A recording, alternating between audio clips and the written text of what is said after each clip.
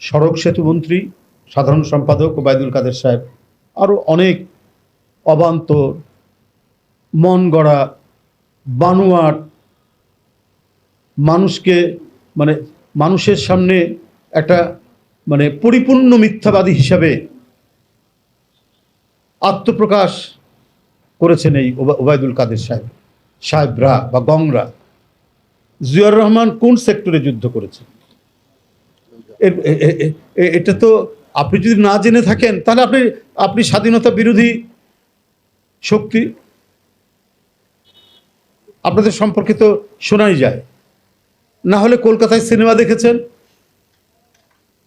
জিয়াউর রহমানের স্বাধীনতা ঘোষণা, শহীদ রাষ্ট্রপতি জিয়াউর রহমান মহান স্বাধীনতার ঘোষণা, এটা আপনি বলা না বলার উপর তো কোনো যায় আসে না।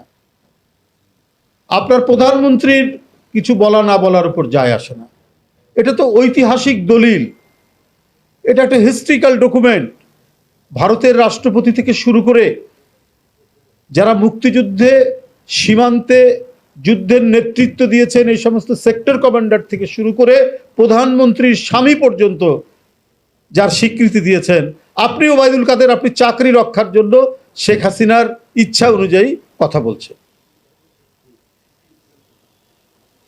তো আপনার উত্তর কি দিব?